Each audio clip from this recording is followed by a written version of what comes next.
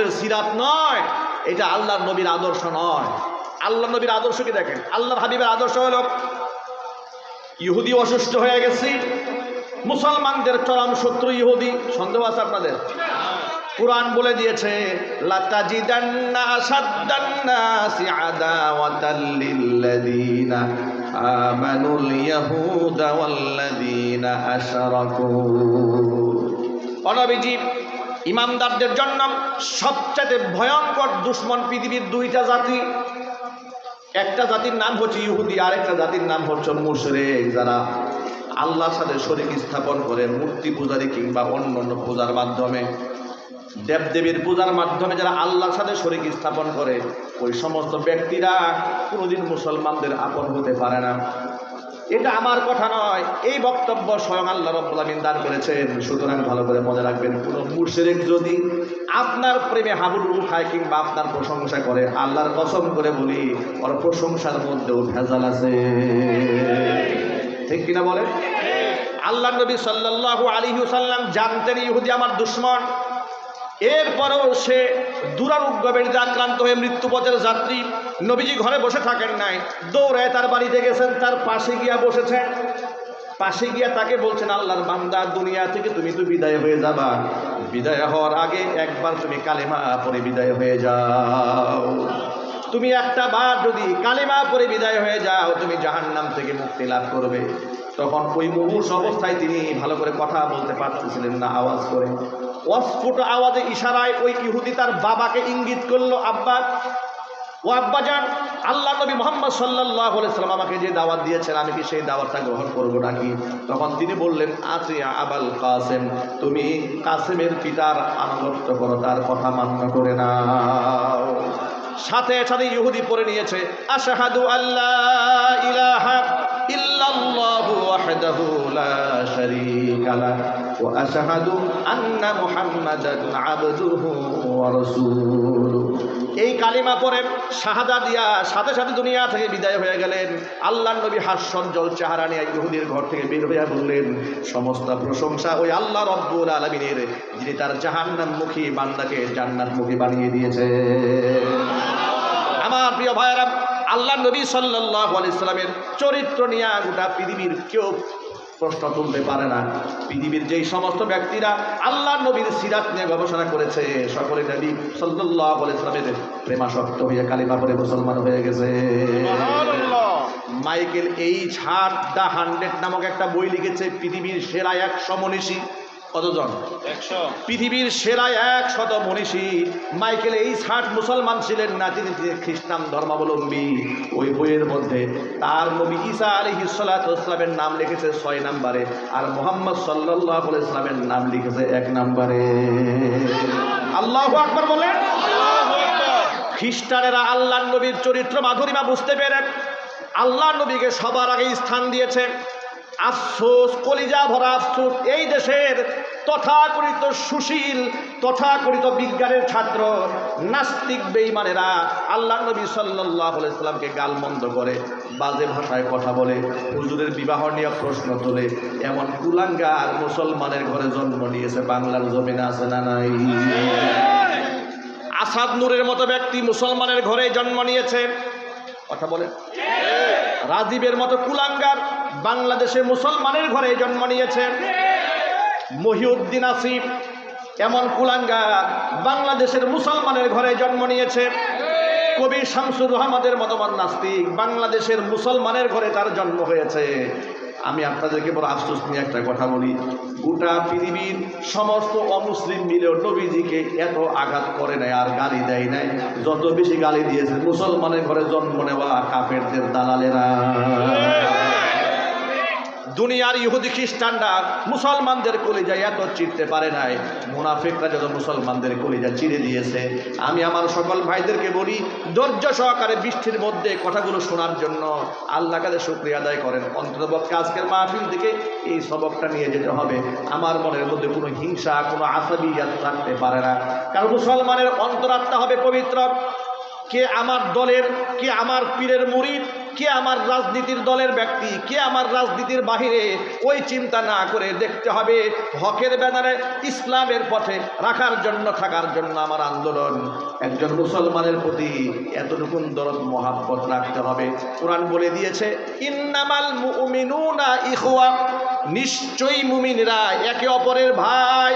ফাসলিহু বাইনা আখাওয়াইকুম, যদি মুসলমানদের মধ্যে কোনো ব্যাপারের দ্বিমত দেখা যায়, বিচ্ছিন্নতা দেখা যায়, তাহলে তোমরা বিচ্ছিন্নতার মধ্যে, আগুনের মধ্যে ঘি এবং পেট্রোল ঢেলে দিয়া আগুনকে উত্তপ্ত করে দিও না। ফাসলিহু বাইনা আখাওয়াইকুম, উভয়ের মধ্যে সংশোধনমূলক কথা বলে এটা জোড়া লাগাইয়া দাও। আল্লাহু আকবার বলেন। ওয়াত্তাকুল্লাহ, আর এই ক্ষেত্রে ভয় করো আল্লাহকে, লাআল্লাকুম তুরহামুন, যাতে করে তোমাদের উপর আমি আল্লাহর রহমত নাজিল হয়। প্রিয় ভাইরা, মুমিন এবং মুসলমানদেরকে ঐক্যবদ্ধ হওয়া ছাড়া কোনো রাস্তা নাই। আজকে বাংলাদেশ দ্বিতীয়বারের মতো স্বাধীনতা লাভ করেছে, কথা বলতে হবে ঠিক কিনা? একবার স্বাধীন হয়েছিল ৭১, কিন্তু আমাদের শত্রু রাষ্ট্র এই দেশে কিছু ভাড়াটিয়া দালালদের মাধ্যমে আমাদের সেই স্বাধীনতা ছিনতাই করে নিয়ে গিয়েছে। ওরা আমাদের স্বাধীনতা এমনভাবে হরণ করেছিল, আমাদের কথা বলার স্বাধীনতা পর্যন্ত ওরা কেড়ে নিয়েছিল। আমাদের দ্বীনের দাওয়াতের মিশনে প্রতিনিয়ত বাধা প্রদান ওরা করেছে। আলেমদেরকে স্বাধীনভাবে কথা বলতে দেয়নি। জেল, জরিমানা, মামলা, মুকদ্দমা, হামলা, হুমকি, ধামকি, দেশান্তর ইত্যাদি করে করে গোটা বাংলাদেশের মধ্যে এক নির্লজ্জ ইতিহাস তৈরি করেছে। আল্লাহ পাকের গজবে তারা দূর হয়েছে। গোটা মুসলিম জাতি আজ তাকিয়ে আছে গোটা আলেমদের দিকে। আমি আপনাদেরকে আহ্বান জানাবো, আলেমদের মধ্যে বিভেদ তৈরি হয়, আলেমদের মধ্যে দূরত্ব তৈরি হয়, এমন কোনো ভূমিকা যেন আপনি সাধারণ মানুষ হয়ে না রাখেন। আলেমদের মধ্যকার যদি কোনো ব্যাপারে দ্বিমত দেখা দেয়, তার সংশোধন আলেমরা নিজেরাই করে নেবে। কথা বলতে হবে ঠিক কিনা? আলেমরা সংশোধন হয়ে গেল, আর আপনি মাঝখান থেকে জাহেল আলেমদেরকে গালিগালাজ করলেন, আপনি বাজে কথা বললেন, ফেসবুকে লিখলেন, আপনি যে গীবত করলেন, শিকায়েত করলেন, নিজের অন্তরাত্মার যত নাপাকি সব ঢেলে দিলেন। যার সাথে দ্বন্দ্ব হয়েছে আলেম ব্যক্তিগতভাবে তার সাথে মিটিয়ে ফেলেছে। আপনি যখন গালিগালাজ করে আপনার আমল নামা পূর্ণ করলেন, কাল হাসরের মাঠে আপনি দাঁড়াবেন কি নিয়ে? কথা বলতে হবে ঠিক কিনা বলেন? যাকে গালমন্দ করেছেন তিনি যতক্ষণ আপনাকে ক্ষমা না করবেন, আপনি যদি যত বড় পীরের মুরিদ হন না কেন, আর কাবা শরীফ যদি কান্দে, আল্লাহর কসম করে বলি, আপনি যে আলেমকে গালি দিয়েছেন, যে আলেমদেরকে আপনি অশ্রাদ্ধ ভাষায় কথা বলেছেন, ওই আলেম যদি অন্তরে অন্তঃস্থল থেকে আপনাকে ক্ষমা না করে, আপনি 14 বার উমরা করেন, 100 বার আপনি হজ করেন, কাবা ঘরের গিলাপ ধরে কান্দেন, কিয়ামতের ময়দানে আলেম ক্ষমা না করলে স্বয়ং আল্লাহ আপনারে ক্ষমা করবেন। আজকে সমাজের মধ্যে মূর্খতা, জাহালাত, অন্ধত্ব এমনভাবে সয়লাভ হয়ে গিয়েছে। আজকে দেখবেন ফেসবুকে এক আলেমের পক্ষ হইয়া আরেক আলেমের জন্য গালিগালাজ, বকাবাজি এমনভাবে করে, মনে হচ্ছে সব তাসকিয়ার খেদমত চলতেছে। মনে হয় পিসাবের পক্ষ থেকে উনি গালি দেওয়ার খেলাফত পাইছে। কথা একটু বলেন না ঠিক কিনা বলেন? মানে পীরের পক্ষ থেকে গালি দেওয়ার খেলাফত তাকে দেওয়া হয়েছে। পৃথিবীর কোনো পীর তার মুরিদকে গালি শিখায় না। কথা বলেন ঠিক কিনা বলেন? পৃথিবীর কোনো হক্কানি পীর মুরিদদেরকে অশ্রাদ্ধ ভাষায় কথা বলতে শেখান না। সুতরাং আমি কতটুকুন ভালো, আমার উস্তাদ কতটুকুন ভালো, এটা আমি ছাত্র হিসেবে, আমি যদি ছাত্র হই, আমার আচরণ দেখে আমার উস্তাদের প্রশংসা হবে যে কার সান্নিধ্যে থেকে এত ভালো ছাত্র হয়েছে। আর আমার আচরণ যদি খারাপ হয়, লোকেরা আমাকে দেখবে না, বলবে এর শিক্ষককে। কথা বলেন ঠিক না বলেন? আপনাদেরকে বলি, সন্তান যদি ভালো কিছু করে, প্রশংসা বাবা মার হয় না? লোকেরা কি বলে জানেন? ভালো কাজ করলে লোকেরা বলে, আহারে এত সুন্দর ভালো ছেলে, এত ভালো একটা ভদ্রলোক, এ কোন মায়ের পেটে জন্ম হয়েছে ওর? সুবহানাল্লাহ বলবেন না? বলে একেবারে বাবার শ্রেষ্ঠ একটা ওরসজার সন্তান, কি গৌরব, কি অহংকার, কত প্রশংসা তাকে নিয়ে মানুষ করতে থাকে। আর ছেলে মেয়ে যদি খারাপ হয়, লোকেরা কি বলে জানেন? এ কার ছেলে এটা? এত বড় বিয়াদব, এ কার মেয়ে? এটা এত বড় বিয়াদব, মানে বিয়াদবি করেছে ছেলে, মানুষ বাপ মা তুলে গালিগালাজ দেওয়া শুরু করেছে। কথা বলতে হবে, ঠিক কিনা? সন্তানের জন্য বাবা মা প্রশংসিত হয়, আবার সন্তানের কর্মেই বাবা মা নিন্দিত অপমানিত হয়। তার বড় প্রমাণ, স্বৈরাচারী হাসিনা যখন বাংলাদেশে মূর্তির নামে, ভাস্কর্যের নামে মূর্তি সংস্কৃতি চালু করেছিল, এই দেশের হাজার হাজার আলেমরা তাদেরকে সতর্ক করেছে, এগুলো বানাবেন না। কথা বলে না, তাদেরকে বারবার বলেছে, ওয়াজে বলেছে, নসিহত করে বলেছে, জুমার খুতবায় বলেছে, বড় সম্মেলন করে ঢাকার বুকে বলেছে, এত কিছু যত বলেছে, আলেমদেরকে তারা তত শত্রু মনে করেছে। মনে করেছে এই হুজুররা আমাদের বাবাকেও দেখতে পারে না, আমাদেরকেও দেখতে পারে না। আমাদের কথা লঙ্ঘন করে, আমাদের পরামর্শ বাদ দিয়ে, আলেমদেরকে বাইপাস করে, ওদেরকে জঙ্গি, তালেবান, রাজাকার, আল বদর, আল শামস বানিয়ে দিয়ে জেলখানায় বন্দি করে শত শত কোটি টাকা লুপাট করে, দুর্নীতি করে, সেই টাকা দিয়ে তারা মূর্তি বানিয়েছে। বিনিময়ে প্রায়শ্চিত্ত এমনভাবে ভোগ করতে হয়েছে, সন্তানের এই স্বৈরাচারী সন্তানের কুকর্মের কারণে তার বাবার মাথার উপর লোকেরা দাঁড়িয়ে বাচ্চারা পেশাব করে দিয়েছে। কথা বলতে হবে মুসলমান, ঠিক কিনা বলে? শুধু কি তাই, সন্তানের কুকর্মের কারণে তার বাবার গলার মধ্যে গরুর রশি লাগিয়েছে ছেলেরা। কথা বলেন, ঠিক কিনা বলেন? আর গলায় রশি দিয়ে যখন টানে, এই দৃশ্য দেখার জন্য লক্ষ জনতার সামনে দাঁড়িয়ে আনন্দ করেছে। পরিষ্কার দৃষ্টান্ত, সন্তানের সুকর্মে বাবা মার সুনাম হয়, সন্তানের কুকর্মে বাবা মার দুর্নাম হয়। মুরিদের কুকর্মে পীর সাহেবের উপর প্রশ্ন তোলা যায় যে এত গালিগালাজে ডক্টরেট করা মুরিদ কোন দরবার থেকে শিক্ষা গ্রহণ করেছে? কথা বলেন, ঠিক কিনা বলেন? আর যাই হোক না কেন, আর যাই হোক না কেন, যদি হক পীরের দরবারের মুরিদ হয়, আল্লাহর কসম, তার মুখ থেকে আলেমদের বিরুদ্ধে গালিগালাজ বের হবে না। এটা যে সত্য, আপনাদের সন্দেহ আছে নাকি? সুতরাং নিজের আয়নায় চেহারা দেখুন, নিজের আয়নায় চেহারা দেখুন। সারা বছর ধরে শুধু মাইকিংয়ে হক আর হক বললে হবে না, আমল দিয়ে প্রমাণ করতে হবে হক। কথা বলুন, ঠিক কিনা বলেন? আল্লাহ রব্বুল আলামিন আমাদের সকলকে বোঝার তৌফিক দান করেন। ধারণা করে নাই যে হঠাৎ বৃষ্টি এসে যেতে পারে, এই জন্য তারা তিরপালের ব্যবস্থাও করে নাই, কল্পনাও করে নাই যে পরিমাণ তাপমাত্রা ছিল, রৌদ্র ছিল, আবহাওয়া তো এরকম ছিল না। এরপরে এই বৈরী পরিবেশে, বৈরী আবহাওয়াতে আপনারা ভিজে ভিজে বয়ান শোনার জন্য বসে আছেন, কেউ দাঁড়িয়ে আছেন, কেউ ছাতা নিয়ে আছেন, কেউ ছাতা ছাড়া। আমি একেবারেই সংক্ষিপ্ত আকারে, যেহেতু বৃষ্টি পড়ছে, এখানে তো লম্বা কথা বলার মতো পরিবেশ নেই, যতটুকুন কথা আমরা বলবো আল্লাহ পাক যেন আমাদেরকে আমলে নিয়তে বলার এবং শোনার তৌফিক দান করেন। কথা বলা যাবে না, ছাতা ধরে রাখবেন, ছাতা ধরে দাঁড়া থাকবে। একটু সামনে আসেন, এই পাশে একটু আগে, গায়ে যেন পানি না পড়ে। বড় ছাতা আছে নাকি? আর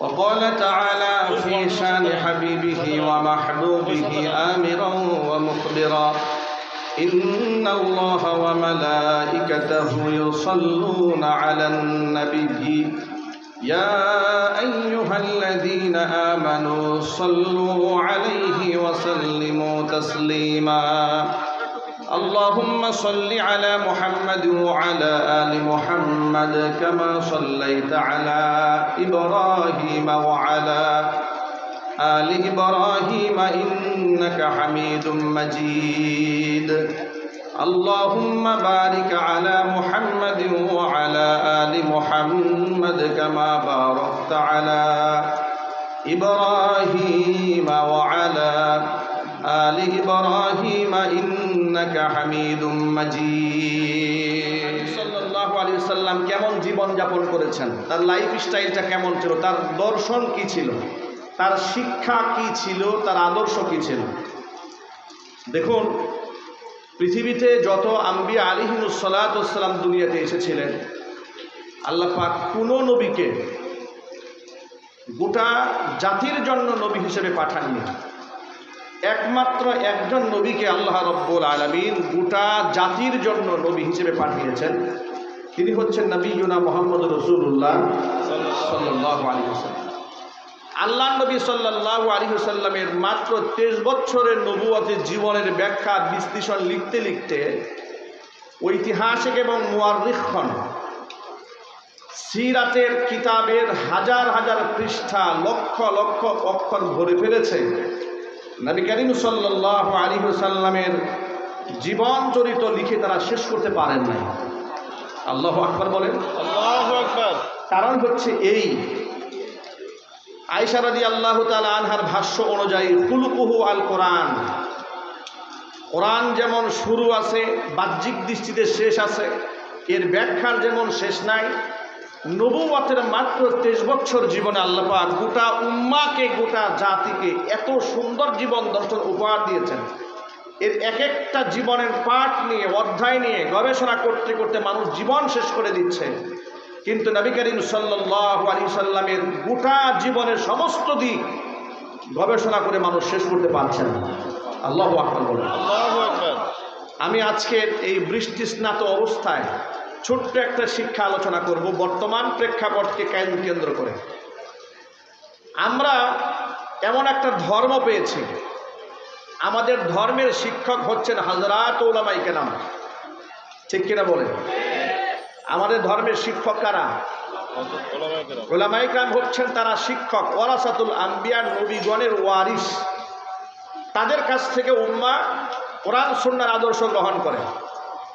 নবী করিম সাল্লাল্লাহু আলাইহি ওয়াসাল্লামকে পৃথিবীর শ্রেষ্ঠ চরিত্রের আধার বলা হয়, যার চরিত্রের ব্যাপারে আল্লাহ কোরআনে প্রশংসা করেছেন, কসম করেছেন, ওয়া ইন্নাকা লাআলা খুলুকিন আযীম। হে নবী, আপনি ছোটখাটো চরিত্রের অধিকারী নন, আপনি মহান চরিত্রের অধিকারী। এতটা মহান চরিত্রের অধিকারী আল্লাহর নবী ছিলেন, তিনি জানতে পেরেছিলেন ইহুদিরা তাকে খাদ্যে বিষ মিশিয়ে হত্যা করতে চেয়েছিল। নবী করিম সাল্লাল্লাহু আলাইহি ওয়াসাল্লাম তিনি জেনেছিলেন তাকে জাদু করে 6 মাস পর্যন্ত ইহুদিরা কষ্ট দিয়েছিল। স্বাভাবিক সেন্স আল্লাহ নবী সাল্লাল্লাহু আলাইহি ওয়াসাল্লামের 6 মাস ছিল না, অনেক কষ্ট পেতেন, স্মৃতি থেকে অনেক কথা ভুলে যেতেন অনেক কথা তিনি। কিন্তু তারা কারা করেছে তাদের নাম রাসূল জানতেন। জিবরিল মারফত 6 মাস পরে সূরা ফালাক সূরা নাস নাজিল করে আল্লাহ পাক নবী করিম সাল্লাল্লাহু আলাইহি ওয়াসাল্লামের এই অসুখকে দূর করার ব্যবস্থা করেন। তাকে জানানো হয় কে এই কাজটা করেছে। আল্লাহ নবী সাল্লাল্লাহু আলাইহি ওয়াসাল্লাম তার কাছ থেকে কোনো প্রতিশোধ গ্রহণ করেননি। আমি রাসূলের জীবনের এই ছোট্ট একটা অংশ থেকে আমি আপনাদেরকে এই সবকটা শোনাতে চাই। আল্লাহ পাক যখন মানুষকে ডাকবেন, ইয়া আইয়াতুহান নাফসুল মুতমাইন্না, হে পবিত্র আত্মা, ইয়া আইয়াতুহান নাফসুল মুতমাইন্না, হে পরিতৃপ্ত আত্মা, কলুষিত আত্মা নয়, একেবারে কদর্যপূর্ণ আত্মা নয়, যে আত্মার মধ্যে রিয়া নাই, সুমাত নাই, হিংসা নাই, বিদ্বেষ নাই, অহংবোধ থেকে যারা নিজেদেরকে পরিত্রাণ করেছে, যারা রবের সামনে সেজদা নিয়ে দিয়ে নিজের অহংবোধকে ধ্বংস করেছে, আমিত্বকে মিটিয়ে দিয়েছে, যারা পৃথিবীতে যা করেছে আল্লাহর জন্য করেছে, এমন পবিত্র আত্মাদেরকে ডেকে বলবেন আল্লাহ রাব্বুল আলামিন, ইয়া আইয়াতুহান নাফসুল মুতমাইন্না ইরজিই ইলা রাব্বিকি রাদিয়াতান মারদিয়া, তুমি তোমার রবের দিকে ফিরে আসো এই অবস্থায় তুমি নিজেও সন্তুষ্ট, তোমার উপরে আল্লাহ পাক সন্তুষ্ট। ফাদখুলি ফি ইবাদি, এরপর তুমি আমার বান্দাদের মধ্যে শামিল হয়ে যাও। ওয়াদখুলি জান্নাতি, এবং জান্নাতের মধ্যে প্রবেশ করো। পরিতৃপ্ত আত্মার মানুষগুলাকে আল্লাহ পাক জান্নাতে ডেকে নেবেন।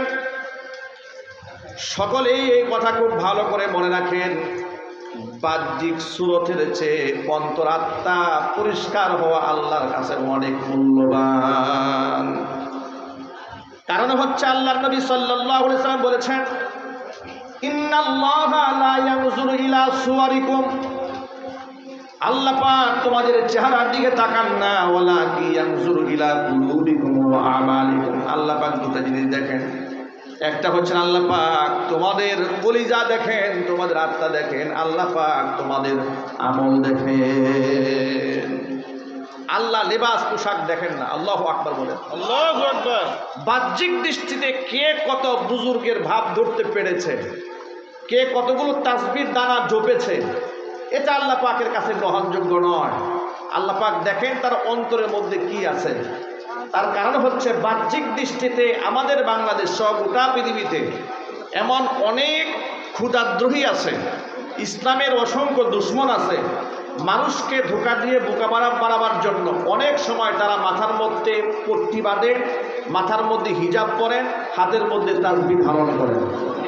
আবার সুযোগ পেলে তারা আলেমদেরকে জেলখানায় বন্দি করে নির্যাতন করে। সুতরাং বাহ্যিক দৃষ্টিটা এই ক্ষেত্রে খুব বেশি প্রশংসনীয় হওয়ার কোনো কারণ নাই। আবারও এমনও দেখা গেছে একেবারে বিরাট বড় জুব্বা, বিরাট বড় পাগড়ি, বিরাট বড় কুর্তা, দীর্ঘদিন মসজিদে নামাজও পড়িয়েছে, খোঁজখবর নিয়ে দেখা গেল লোকটা মুসলমানের একটা খ্রিস্টান। বাহ্যিক দিকটাই মানুষের একমাত্র বিচার বিশ্লেষণ করার বিষয় নয়। বিদেশে যখন আপনি যাবেন, বিশেষ করে হজ এবং উমরার সফরে, সেখানে দেখতে পাবেন যে আফ্রিকা মহাদেশের কিছু মানুষের পোশাক আশাক, সম্পদশালী ব্যক্তি কিন্তু পোশাক আশাক দেখলে আপনার কাছে মনে হবে যে এই মাত্র উনি ভিক্ষা টিক্ষা করে আসছে মনে হয়। পোশাক আশাকের কোনো ধরন নাই, চেহারা সুরতের তেমন একটা আকর্ষণ নাই। কিন্তু এমনই একটি জাতিগোষ্ঠীর ভেতর থেকে হযরত বিলাল হাফসি রাদিয়াল্লাহু তাআলা আনহু ছিলেন, হাফসার একজন গোলাম ছিলেন তিনি। এমন একজন ব্যক্তির সম্মান আল্লাহর কাছে এত বেশি হয়ে গেল, আল্লাহর হাবিব বলেছেন বেলাল যখন আজান দেয় সে আজানের আওয়াজ আর সে মহল্লায় পৌঁছে যায়। সুবহানাল্লাহ। ভাবা যায় ফজরের নামাজ পড়ে ইমাম সাহেব মুক্তাদির দিকে রুখ করে বসে না, এটা আল্লাহ নবীর সুন্নাহ। তিনি ফজরে এবং ইশায়, আসরে প্রায় নামাজের সুযোগ পেলেই মুক্তাদির দিকে রুখ করে বসতেন। রাতের বেলায় কোনো স্বপ্ন দেখলে সেই স্বপ্ন সাহাবীদের সামনে বিশ্লেষণ করতেন। আবার সাহাবায়ে কেরামকেও স্বপ্ন দেখলে রসুলের কাছে তা শোনাতেন। ফজরের নামাজ শেষ করে আল্লাহর নবী বেলালকে ডেকে বলে, বেলাল তুমি এমন কি আমল করো, এমন স্পেশাল আমল তোমার কি আছে? বেলাল রাদিয়াল্লাহু তাআলা আনহু বলছেন, ও আল্লাহর নবী তেমন স্পেশাল আমল আমার কিছু নাই, আপনি যা বলেন তাই করি। তবে ব্যক্তিগতভাবে একটা আমল করার চেষ্টা করি, সেটা হলো আমার যখন জরুরতের প্রয়োজন হয়, জরুরত সারার পরে আমি ওযু করি, আর ওযু করে আমি কখনো নাপাক থাকি না, ওযু করে তাহিয়াতুল ওযু 2 রাকাত নামাজ আদায় করি। এই আমলটা আমি সব সময় করি। আল্লাহর হাবিব সাল্লাল্লাহু আলাইহি ওয়াসাল্লাম বলেন, বেলাল আমলটা তুমি ছেড়ে দিও না। গত রজনীতে আমি স্বপ্ন যুগে দেখেছি আমি জান্নাতের মধ্যে হাঁটতেছিলাম, আর আমার সামনে একজন ব্যক্তি হাঁটতেছে, আর আমার সামনে যে হাঁটতেছিল সেই ব্যক্তি আর কেউ নয়, সে হচ্ছে আমার সাহাবী বেলাল। কদ সামি'তু দাফা না'লাইকা ফিল জান্নাহ, এ বেলাল আমি জান্নাতে তোমার 2 পাদুকার আওয়াজ শুনতে পেয়েছি। আল্লাহু আকবার। সামি'তু দাফা না'লাইক ফিল জান্নাহ, বেহেশতে আমি তোমার পাদুকার আওয়াজ শুনতে পেয়েছি। আল্লাহু আকবার বলে। আল্লাহু আকবার। আপনি পোশাক দিয়া, চেহারা দিয়া আল্লাহর কাছে দামি হতে পারবেন না, আমরা কেউ দামি হতে পারবো না। ইন্না আকরামাকুম ইনদাল্লাহি আতকাকুম, আল্লাহর কাছে সবচেয়ে সম্মানিত ব্যক্তি যার অন্তর যত পরিশুদ্ধ, জোরে বলেন সুবহানাল্লাহ।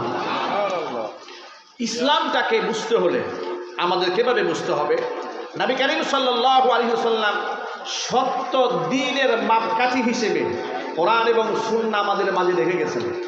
আল্লাহর হাবিব বলেছেন, ইন্না হাদাল কুরআনা সাবাবুন, কোরআন হচ্ছে এমন একটা রশি, তরফুহু বিআইদিল্লাহি ওয়া তরফুহু বিআইদিকুম। সাহাবীরা শোনো, কোরআন এমন একটা রশি যে রশির এক মাথা আল্লাহর হাতে, আরেক মাথা বান্দা তোমাদের হাতে।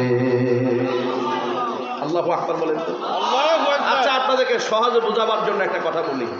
ধরুন একজন ব্যক্তি যিনি পথ চেনেন, তিনি সামনে চলছেন, খুব অন্ধকার, ডানে বামে চিপা অনেক গলি আছে, রাস্তা আছে, কিন্তু লাইট না থাকার কারণে আশেপাশে পেছনে যারা আছে তাদের কাছে লাইট নাই, আলো নাই।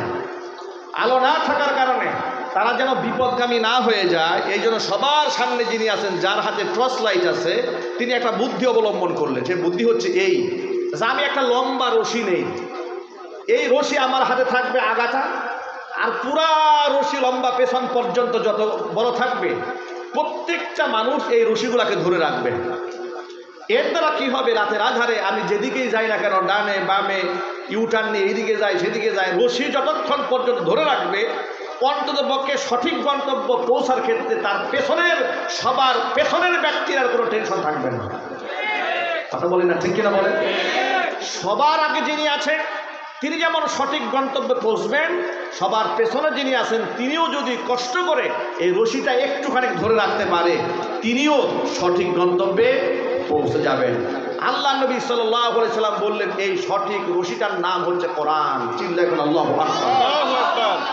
আল্লাহ নবী বলেন, ইন্না হাদাল কুরআন সাবাবুল, কোরআন হচ্ছে আমার একটা রশি, তরফুহু বিআইদিল্লাহি ওয়া তরফুহু বিআইদিকুম, এর এক মাথা আল্লাহর হাতে, আরেক মাথা বান্দা তোমাদের হাতে। লান তাদিল্লু, সত্য পথ থেকে কশ্চিন কালেও তোমরা বিপদগামী হবে না, মানে পথ হারিয়ে ফেলবে না। ওয়ালান তাহলিকু, তোমরা ধ্বংস হবে না। লান তাহলিকু ওয়ালান তাদিল্লু, কশ্চিন কালেও পথ হারাবে না, তোমরা ধ্বংস হবে না। মা তামাসসাকতুম বিহিমা, যতক্ষণ পর্যন্ত রশিটাকে শক্তভাবে আঁকড়ায় ধরে রাখবে। জোরে বলেন সুবহানাল্লাহ। এই জন্য সেই কোরআন, সেই রশিটা আঁকড়ায় ধরার জন্য কোরআন জানার দরকার আছে না নাই? আর একটু জুড়ে বলেন।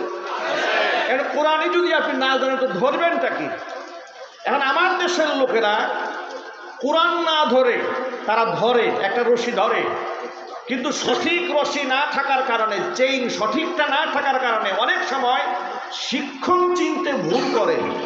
এমন শিক্ষক ধরে যে শিক্ষক নিজের কাছেই টর্চ লাইট নাই, নিজেই চলতে পারে না সঠিক পথে, তার পেছনে জাতিকে কি শিক্ষা দেবে? কথা বলেন, ঠিক কিনা বলেন?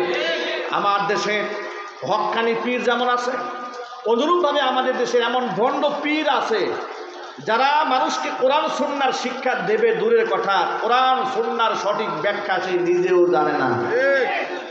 আমি কি ভুল বলেছি? এমন পীরও আছে বিশুদ্ধ কোরআন তেলাওয়াত জানে না, হাদিসের ইবারত পড়তে জানে না, হাদিসের মর্ম মানি বুঝে না, মন গড়া কথাবার্তা বলে, মন গড়া ব্যাখ্যা করে। এইরকম লোক এই সমাজে আছে না নাই? এখন আপনি বলেন, তার নিজের হাতে টর্চ লাইট নাই, মুরিদ যদি এই পীরের রশি ধরে, কি জান্নাতের দিকে যাবে নাকি জাহান্নামের দিকে যাবে? জাহান্নামের দিকে যাবে। এই জন্য কোরআন সুন্নাহ হচ্ছে মানদণ্ড। কোরআন সুন্নাহর মানদণ্ডে যিনি উত্তীর্ণ হতে পেরেছেন, তার হাতে টর্চ লাইট আছে, তিনি আপনাকে সঠিক গন্তব্যে পৌঁছে দিতে পারবেন। সুতরাং যার হাতে কোরআন সুন্নাহর লাইট নাই, কোরআন সুন্নাহর প্রকৃত ইলম নাই, তাকে মানদণ্ড মানার কোনো সুযোগও ইসলামে নাই। দেখেন, আমাদের মধ্যে এমন আসাবিয়াত গালেব, এই দেশের মানুষেরা এমন যে পীর যদি জাহান্নামে যায়, আমিও জাহান্নামে যেতে প্রস্তুত। এই লোক আছে না নাই সমাজে?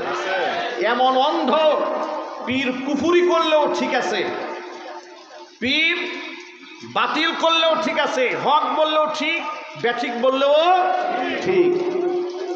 এটাকে বলা হয় কোরআনের ভাষায় ইত্তাখাযু আহবারহুম ওয়া রুহবানাহুম আরবাবাম মিন দুনিল্লাহ। যে কাজটা করে ইহুদি আর খ্রিস্টানরা ধ্বংস হয়ে গিয়েছিল, কোরআন বলছে ইত্তাখাযু আহবারহুম ওয়া রুহবানাহুম, তারা তাদের ধর্মযাজকদেরকে গ্রহণ করেছিল আরবাবাম মিন দুনিল্লাহ, আল্লাহকে বাদ দিয়া রব বানিয়ে বসেছিল তাদের ধর্মযাজকদেরকে।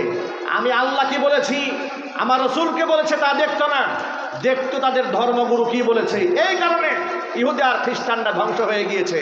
সুতরাং আমরা এখানে যারা আছি, আমাদের জন্য মূল বক্তব্য হচ্ছে কোরআন এবং সুন্নাহর মানদণ্ডে যারা উত্তীর্ণ, আমরা তাদেরকেই মান্য করব। আমরা বলি ইনশাআল্লাহ। বলেন না ইনশাআল্লাহ?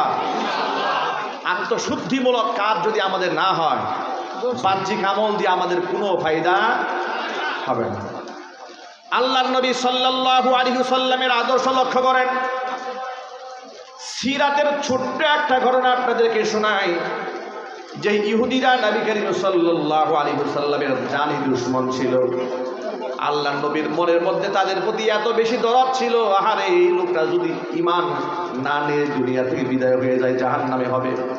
এই জন্য নবীজি সাল্লাল্লাহু আলাইহি ওয়াসাল্লাম উম্মার ব্যথায় ব্যথিত হয়ে সব সময় চাইতেন সে যেন কালিমা নিয়ে দুনিয়া থেকে বিদায় হয়ে যায়। নবীজির ঘরে ঘরে মাঝে মাঝে যাওয়া আসা করতো এক জনৈক ইহুদি, বয়স খুব বেশি না, মধ্যবয়সী। তিনি শুনতে পেলেন, আল্লাহ নবী সাল্লাল্লাহু আলাইহি ওয়াসাল্লাম শুনতে পেলেন তিনি দুরারোগ্য ব্যাধিতে আক্রান্ত, মৃত্যুর শয্যায় শায়িত, বিছানায় কাতরাচ্ছে। নবী করিম সাল্লাল্লাহু আলাইহি ওয়াসাল্লাম এই সংবাদ শুনে দৌড়াইয়া তার বাড়িতে গেলেন। তিনি চিন্তা করলেন না ও তো ইহুদি, ও মরুক আর বাঁচুক এটা আমার দেখার কিচ্ছু যায় আসে না। নবীজি এটা দেখেন নাই যেটা আমরা করি। আমাদের অবস্থা এ হয়েছে, কেউ মনে আঘাত নিয়ে না, কষ্ট নিয়েন না। আমাদের অবস্থা এ হয়েছে যে আমার দলের যদি সে অনুসারী না হয়, সে যদি আমার দলের না হয়, ও কি মরল না বাঁচলো না বিপদগ্রস্ত হলো এটা দেখার দরকার নাই। এই আদর্শ, এই বাস্তবতা এই বাংলাদেশে আছে না? আপনারা সত্য হলে সত্য বলবেন, মিথ্যা হলে মিথ্যা বলবেন।